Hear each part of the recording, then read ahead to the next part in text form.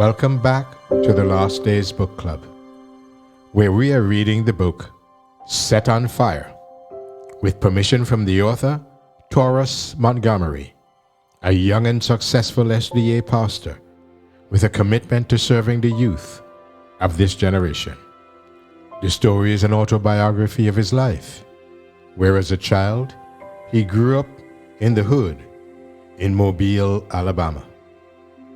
In our last reading, we covered chapter 4, entitled Hoodology, where Taurus gave us a very deep, penetrating exposition on lessons learned, both good and bad, but mostly bad, in the hood.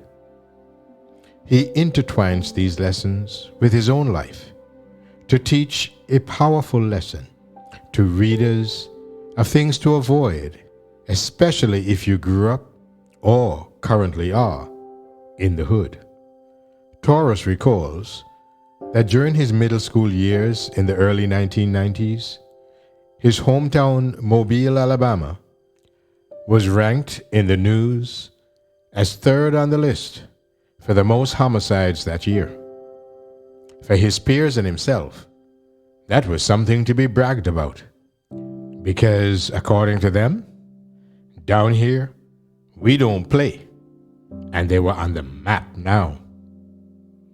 In his clear and compelling narrative, Taurus shows how easily it is for a mindset like this to come about and actually become automatic for young minds consumed with Hollywood movies that promote violence, gangster rap videos that encourage retaliation as the way to settle disputes, rap songs that make violence and the rejection of authority seem cool, as well as an environment of crackheads and crack houses, gunshots nightly, and underfunded schools with teachers who care more about their salaries than teaching.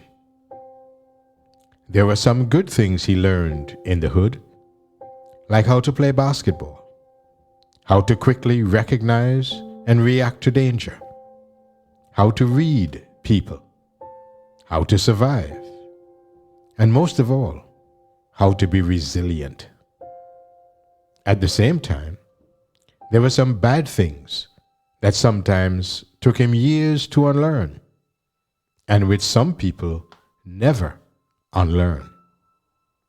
There were 3 things that Taurus describes in great detail with personal life examples that were bad lessons he had to unlearn. The first was that appearance is everything, and he always made sure to look his best, always putting up a front, but really hiding his insecurity. The second was the ironical belief that being smart is dumb, and being dumb is smart. This led him to purposefully do poorly in an advanced prep school so he could go to the all-black public high school down the street from his home, where, for the next few years, he underperformed and lost all desire to succeed in school or athletics, even though he had the ability and the potential to do well. The third lesson was to retaliate or medicate when you are angry with someone. This lesson struck home with Taurus. Because of his anger and pain at his father's abuse of his mother, he self-medicated since he couldn't retaliate. This started a weed and alcohol addiction for 7 years, until he decided to retaliate and kill his dad. Praise God. Before he could carry out this plan, his mother had a plan of her own, which she initiated before he could carry out his. Please remember, dear listeners, that you can purchase this book at the author's website, taurusmontgomery.com. That's TaurusMontgomery,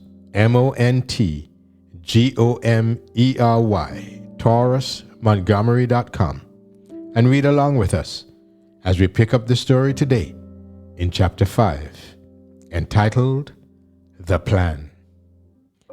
Expect the best, plan for the worst, and prepare to be surprised. Dennis Waitley. Nervousness and anxiety characterized the day. Suspicion was so thick that you could cut it with a knife. The plan was about to go down. This was about to be my last day of school at LaFleur High, and nobody knew it but me. My teachers were clueless. My friends had no idea that they wouldn't see me again. Powell was mad and upset and didn't want it to happen. But I was ready. The bell rang to dismiss us. When school ended that day, I walked home, anticipating what was about to go down that night. As the sun set on that cold January evening, it was also about to set on our misery. And then it happened. "You're moving too slow," she said. "Hurry up. Fill the bags." Once the big, black, hefty garbage bags were full, we tied them shut. I took them outside and placed them by the trash can. We did this until all the trash bags were at the curbside. We had no intentions of waste management coming to get them. In these bags were clothes, all of our clothes. We were in the process of carrying out my mother's plan. That plan was to get away as quickly as possible while my father was still at work. Get away to where? Not sure yet, but the best time to leave was at night, and that is what we were doing. We had to move quickly. The garbage bags were designed to disguise the plan if he pulled up sooner than my mother expected. At the heart of the plan was a desire for something greater. My mother wanted to get herself to a place where she could start her life over. She wanted something better, a better career, a better man, a better car, a better house, a better environment, a better life. She believed the best way to do that was for her to leave my dad behind, like when LeBron first left Cleveland. Get out of town. Go to a new place. And of course, she was not about to leave her children behind. A few minutes after the bags were packed and dragged to the curbside, a familiar brown and white station wagon pulled up in front of our driveway and blocked it. My dad had a station wagon, but it wasn't him. It was Mrs. Lynn. She was a part of the plan. She opened the back door of her station wagon, and we tossed in bag after bag, luggage after luggage. After packing the bags, we packed ourselves into the wagon, and off into the night we went. Powell was still upset. Aaron had fallen asleep. I was alert and ready for whatever came next. It was about 10 p.m. After 20 minutes of driving, we changed vehicles in a small city north of Mobile. Mrs. Gee, another friend of my mother's, let us rest at her place for a moment. Where were we going? Wasn't sure yet. After some chit-chatting between the two of them, we reloaded our bags into her car and we hit the road again. This time, I knew where we were going. Pascagoula, Mississippi. Now I was thinking, what in the world and who in the world lives in Pascagoula? No offense, Pascagoulans. Nevertheless, I'm rolling with my mama, so it's all good. We arrived in Pascagoula after about an hour and pulled up to a familiar place. The parking lot was small and not well lit. It was close to 11:30 p.m. by now. The building was old. There were a few cars present. When I saw the Greyhound sign on the building, I knew this was not our final destination. The bus pulled up, we loaded our things, took our seats, and the bus driver pulled off. Then my mother finally told us where we were going. We are on our way to California. California? I replied. Who in the world lives in California? And how long will that take? It's about a 3-day journey, and we're going to live with Aunt Stacy for a while, she replied. I was shocked that we were going so far, but I was certainly not upset. I was glad to be getting away. But I was not glad about those 3 days of riding in the Slowhound bus. Not only did the bus go slow, but the seats didn't go back far enough. The bathroom smell was terrible, and some very interesting people can be found on the Slowhound, like this one guy we met. The entire bus was knocked out sleeping, except the driver, of course. I'm sure it was probably 3 a.m. This tall Caucasian man, dressed in army fatigues, came and stood over my mother and I while we were sleeping. I opened my eyes and looked up. So did she. The man leaned forward and said, "Hey, you better stop making all that curse word noise. Curse word people are trying to curse word sleep around here." He cursed us out like we had stolen his kids' lunch money. I knew he must have been crazy, because the bus was so quiet you could hear a gnat fart. I felt threatened by him, but I didn't back down. I looked him in the eye. With the meanest face I could muster, I gave him every 4-letter word I knew. I told him where he could go, what he could do, and how he would get there if he didn't step away from my family. Oh, I knew how to curse and talk smack. He didn't know where I was from. To my surprise and relief, he left to sit back down and never came back the rest of the trip. Boy, was I glad to see him get off at his stop. That incident did something inside of me.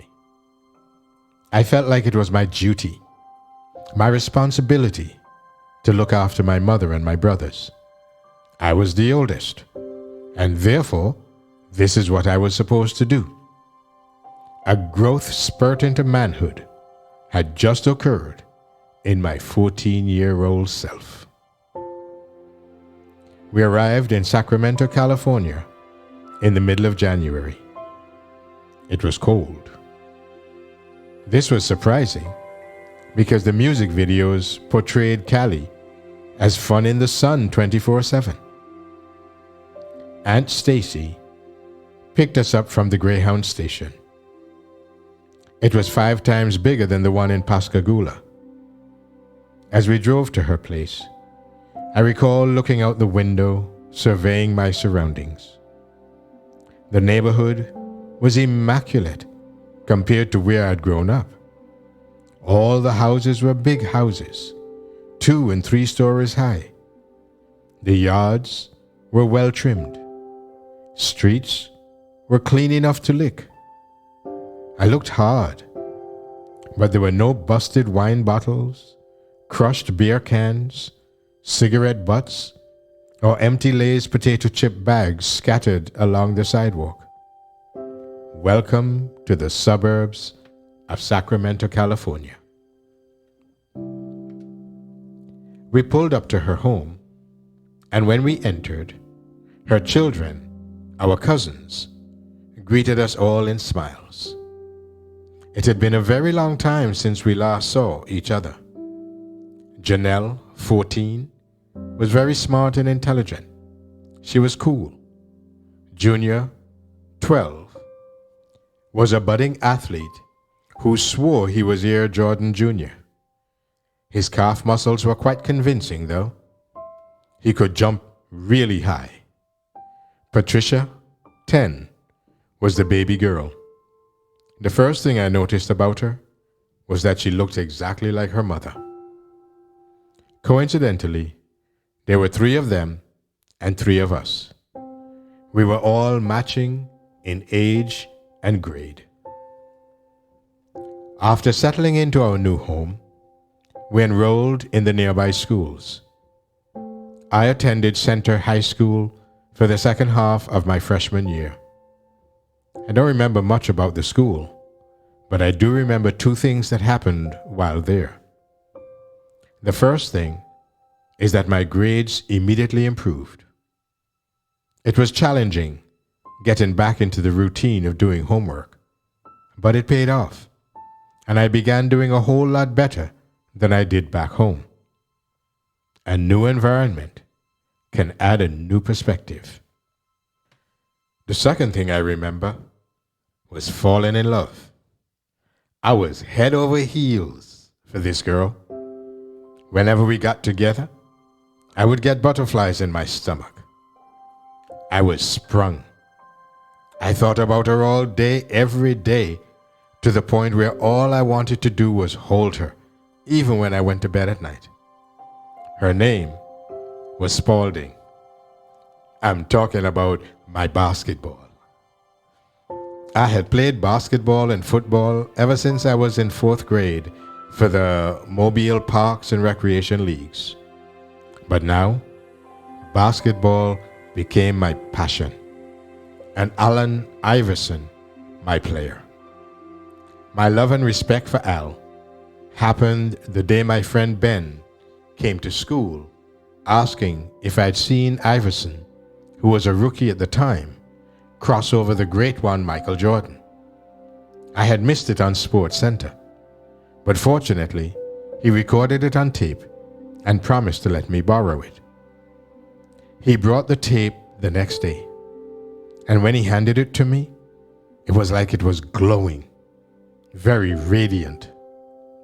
When I got to the house, I immediately told Powell, and we watched it together. Not once, not twice, not even 3 times. In fact, I lost count after sitting there for hours glued to the TV, watching the unbelievable move I saw Iverson put on MJ, the crossover. We watched it in slow motion, regular speed, and backwards, over and over again. That was the official beginning of my hoop dreams, and Al was my new hero. I wanted his shoes, his jersey, and definitely his style of play.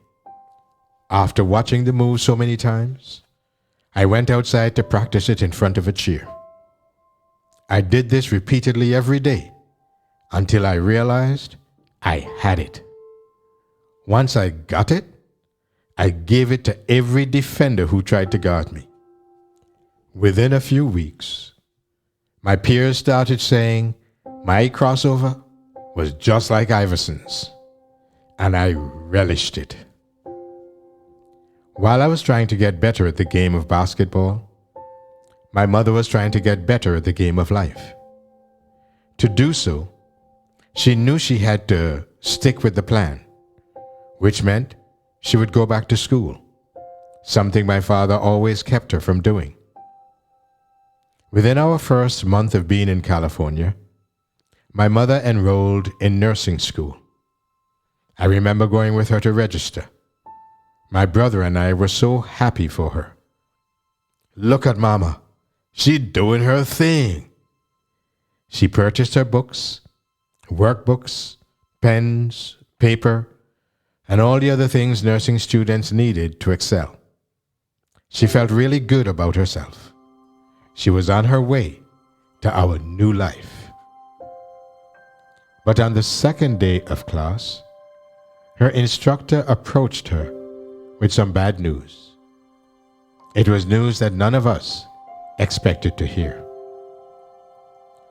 "I'm sorry to tell you, Miss Montgomery, but due to certain laws of the state of California, people who have a record such as yours do not qualify for this program. In case you might be wondering about a record such as yours, let me explain. You see, it all went back to my father's unorthodox and sometimes illegal business practices. His business was in my mother's name, so anything he did that was dishonest was tagged onto her. When the feds came and busted him for making illegal transactions, she was held responsible too. To this day, she regrets allowing him to put things in her name. My mother taught me that past decisions could hinder your future progress. So, choose wisely today." When my mother delivered the news to us, we were more disappointed than the people expecting Jesus. It was May 21st, 2011. It was a sad, sad day. She cried and cried and cried some more. And then she cried again. We certainly felt her pain. Our hopes were shattered. And unfortunately, that was only the beginning of our sorrows. The plan was crumbling. My dad soon discovered our whereabouts. How did he do it? In a nutshell, I talked too much. It was partially my fault. I told someone where we were.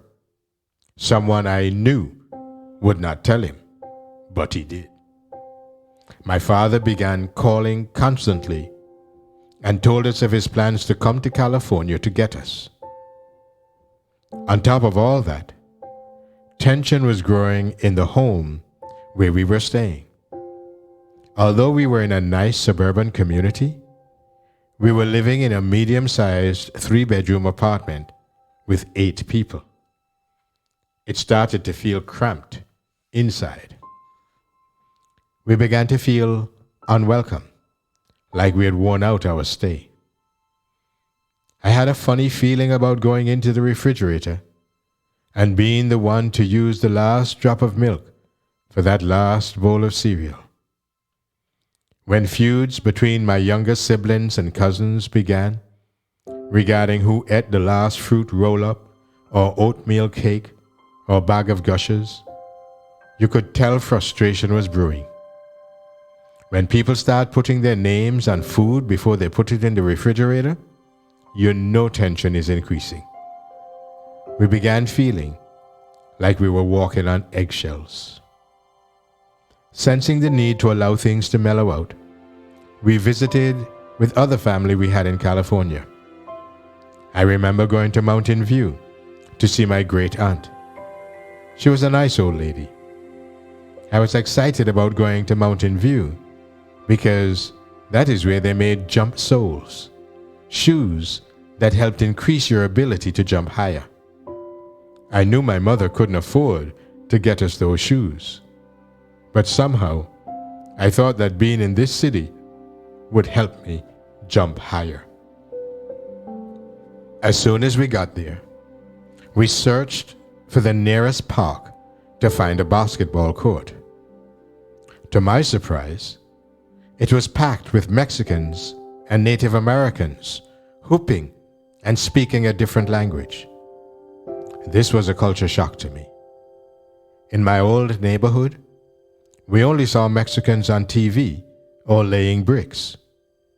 But that didn't stop me from playing and giving them the business. Like everywhere I played, their respect for my crossover and my game was evident by their words and actions. It was my first time interacting with another minority ethnic group. They were pretty cool, and so was our visit. But our visit was only for a weekend. We had to return to our home away from home. I wish I could tell you that things were different, that the tension had vanished, but it hadn't. Just about everything became an issue, from being in the shower too long to washing dishes the right way. Truth be told, that's just how things tend to be when you have someone living with you. Looking back, I can understand my aunt's frustration. To her credit, she did not have to let us come to stay with her and her children. It was out of the kindness of her heart that she gave us a place of refuge as we attempted to start a better life. I am grateful for everything she and her family did for us in our time of need. Nevertheless, things got so bad that we had to leave. And there we were again, moving. The timing of the situation was bad. It was in the middle of the semester. Where would we stay? How would we get to school since we had no car? Did this mean we'd have to change schools again? By this time, my father was in the process of purchasing a ticket to come for us. That same paranoia and suspense that filled the air the night we left Mobile returned. I remember asking my mother questions like, "Do you think he's going to hit you? Will he be angry? Is he going to make us come back to Mobile? How long does he plan to be here?" If we weren't convinced before that the plan had failed, his arrival was the nail in the coffin. The wisest man to ever live did say, "We can make our plans, but the Lord determines our steps." Proverbs chapter 16 and verse 9. In order to keep him from coming to where we were, my mother walked about 2 miles to meet him at a local supermarket. When she returned to us with no marks or bruises, I was relieved. The following day after school, we went to spend the night with my father in a small hotel room. It was extremely awkward and very weird. I don't recollect what the conversation was like that evening, but I knew I was unhappy. The next day, we were told we had to get out of my aunt's house. I remember him teasing my mom about leaving her own house to go across the country to be kicked out of someone else's house. I guess it was a joke to him. Recognizing we could not afford to live in a hotel, nor get an apartment since she had no job yet, we needed a place to lay our heads for the next few months. Once again, she was dependent upon him for the 1 week he was there. Before my father returned to Mobile, he contacted a distant cousin of his who lived on the south side of Sacramento. Her name was Joyce. None of us had ever met her. In fact, we didn't even know she existed. My dad told her our situation, and she opened the doors of our home so that it could become ours too, at least temporarily. After the initial move, we went back to my aunt's house to get the rest of our things and say our goodbyes. But the goodbyes were not good. In fact, our things were sitting outside on the porch when we pulled up to the house. It was a rude awakening, to say the least. However, 60 miles south was Miss Joyce. She was an older lady with a warm and welcoming spirit. The moment I stepped into her house, the smell said she was a smoker. The aroma of cigarette smoke gave my mother headaches, but she fought through it. We were all just happy we had somewhere to live. It was a small, humble place. Being cramped up was not the problem. The issue was our school was about an hour away. Since we didn't have a car, we depended on the Sacramento Regional Transit SACRT, catching the bus and the train. This made for a long daily journey. We woke up at 4 o'clock every morning to get ready for school. Sometimes it was earlier. The routine was consistent. Get up, get dressed, and drink breakfast. Hurry to the bus stop, because SACRT drivers don't wait. Take the bus for 45 minutes to the light rail. Wait on the light rail for 15 minutes. Board it and ride for another 45 minutes. Get off. Tell Mama and Aaron, see y'all later, as she took him to school. Run to the second bus stop. Wait. Board the 285 bus and ride for 30 minutes. Pull the stop string. Get off quickly. Run, jog, and walk the next half mile before reaching Center High School late again. It usually took us at least 2 hours to get to school and another 2 hours to get back home. We did this for a few months. This routine made me fall in love with the weekend. I knew, however, that this routine would not last long. Having to arise so early would soon be a thing of the past, because we were going back to Mobile as soon as the semester ended in June. By the time June came, we were still in California. For reasons unbeknownst to me this day, I don't know why we didn't leave right after school, but I was glad we didn't. This meant more time for me to hoop. I played in the summer league and continued to develop my game. I continued to perfect my crossover. It was hard to practice outside due to California's dry heat of 100 to 110 degrees, but oftentimes I did it anyway. Days turned into weeks, and weeks to months. Around the first week of August, we got the call from my father that we were leaving California within the next few days to go back to Mobile. Before catching his flight to Mobile, my father declared that things would be different. He promised us heaven when we get back home. He told us there would be streets of gold and pearly gates surrounding our extravagant mansion. Let me translate that. The lights would stay on long enough to keep the food in the refrigerator from spoiling. The gas wouldn't be cut off, so hot showers would be possible. Water would always come out of the faucet when you wanted to wash your face. For my mother, heaven was not being at the convenience store working all day. Actually, not being at the store, period. She would be free to get a job and work wherever she wanted to. And of course, he promised not to hit her. But we were accustomed to unfulfilled promises. Why should we believe him now? Sure enough, when we got back home, for the most part, things were different.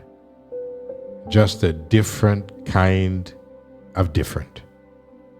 The end of chapter 5 of Set on Fire.